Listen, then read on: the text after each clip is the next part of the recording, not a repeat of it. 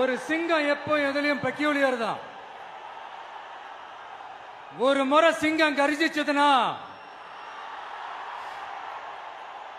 அந்த சவுண்ட்ல ஒரு 8 கிலோமீட்டருக்கு சும்மா அதிரும், எல்லா திசைகளும் அதிரும். அப்படிப்பட்ட அந்த சிங்கம் வேட்டைக்கு மட்டும்தான் வெளியில வரும், வேடிக்கை பார்க்கறதுக்கெல்லாம் வெளியில வராது. வேட்டையில கூட உயிரோடு இருக்கிற மிருகங்களை தான் வேட்டையாடும். அதுலயும் பெரும்பாலும் தன்னை விட பெரிய சைஸ் உள்ள மிருகங்களை தான் குறி வச்சு தாக்கும், ஜெயிக்கும். எவ்வளவு பசியில் இருந்தாலும் உயிர் இல்லாததை, கெட்டு போனதை தொட்டு கூட பார்க்காது. அப்படிப்பட்ட அந்த சிங்கம் அவ்வளவு ஈஸியா எதையும் தொடாது, தொட்டா விடாது. காட்டோட 4 பக்கமும் மார்க்கிங் மை டெரிட்டரின்னு தன்னுடைய பவுண்டரியை தானே வகுக்கும். அப்படிதான் அந்த காட்டையே தன்னோட கண்ட்ரோல்ல வச்சிருக்கும். சிங்கத்துக்கு கூட்டத்தோட இருக்கிறதுக்கும் தெரியும், தனியா இருக்கிறதுக்கும் தெரியும். அப்படியே தனியா வரணும்னு நினைச்சாலும் அஞ்சாம அலட்டிக்காம சும்மா கெத்தா தனியா வந்து அத்தனை பேருக்கும் தண்ணி காட்டும். எப்போ எதிலையும் தன்னோட தனித்தன்மையை இழக்கவே இழக்காது. Yes, a lion is always a lion.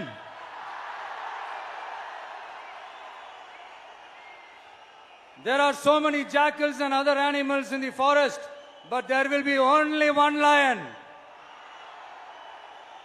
And even if it is single, it will be the king of jungle. It is not only a description but also a clear declaration. சிங்கத்தை பத்தி பேசிட்டு நம்ம சிங்க குட்டிகளையும் சிங்க பெண்களையும் பத்தி நம்ம பேசாம இருக்க முடியுமா? அவங்களை எப்படி நான் மறப்பேன்? அவங்க தான் என்னுடைய உயிராச்சே, என் நெஞ்சில் குடியிருக்கும்.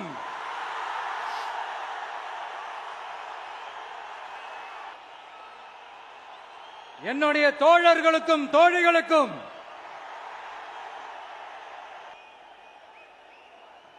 நேர்ல வர முடியாத சூழல்ல வீட்டில் இருந்துகிட்டே நம்மளோட இந்த மாநாட்டில் நேரலை வாயிலாக கலந்துகிட்டு இருக்கிற என்னுடைய அம்மாக்கள், அக்கா தங்கைகள், அண்ணன் தம்பிகள், நண்பர்கள் அனைவருக்கும் என்னோட உயிர் வணக்கம்.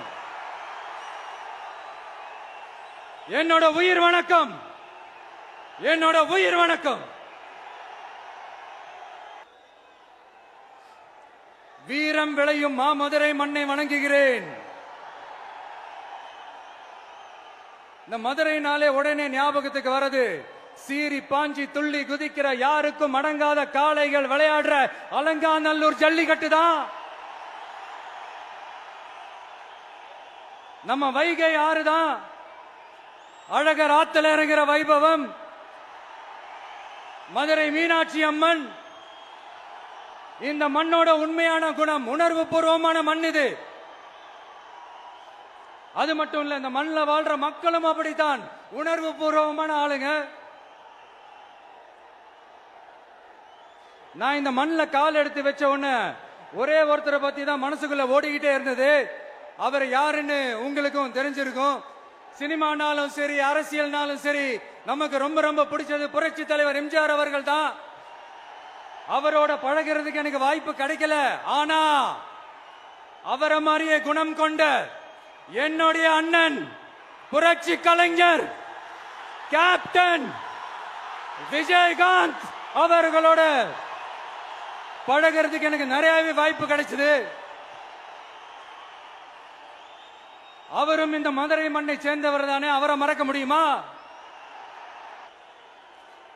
தமிழ்நாட்டு மக்கள் உணர்வுபூர்வமா உண்மையா நம்ம பக்கத்திலே நிக்கிறவங்க, அதுக்கு ஒரு மிகப்பெரிய அடையாளம் தான் இந்த மதுரை மண். நம்ம தமிழக வெற்றி கழகம் கையில் எடுத்திருக்கிற அரசியலும் அப்படித்தான். உண்மையான அரசியல், உணர்வு பூர்வமான அரசியல், நல்ல அரசியல், நல்லவங்களுக்கான அரசியல், நாட்டு மக்களுக்கான அரசியல், நல்லது மட்டுமே செய்கிற அரசியல். இதோ நம்மளுடைய இந்த 2வது மாநில மாநாடு வாகை சூடும் வரலாறு திரும்புகிறது. அப்படி இந்த மாநாட்டுக்கு பேர் வச்சிருக்கிறோம்.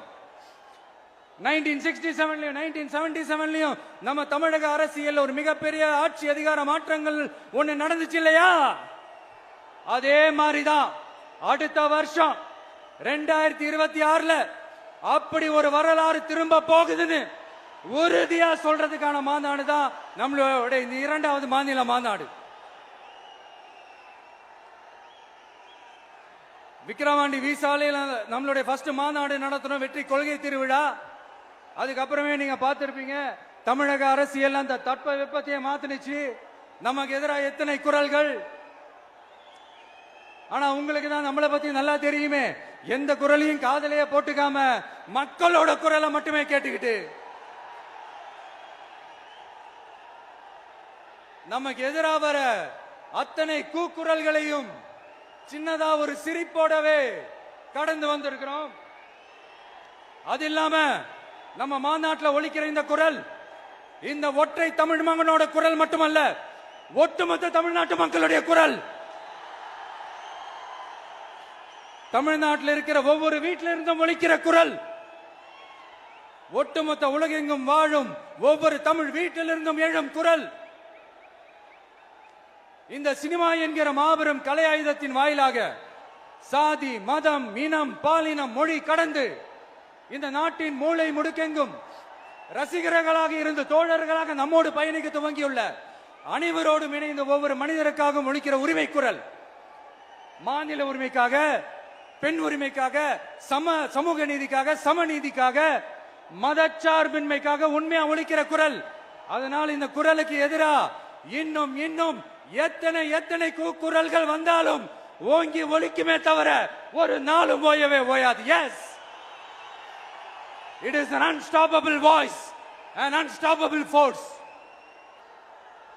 நம்ம அரசியலுக்கு வர்றதுக்கு முன்னாடி அட இவரெல்லாம் வரமாட்டாரியா, அவரே வரல, இவரே வரல, இவருங்க வர போறாரு அப்படின்ட்டு நிறைய பேர் ஜோஷியம் சொன்னாங்க.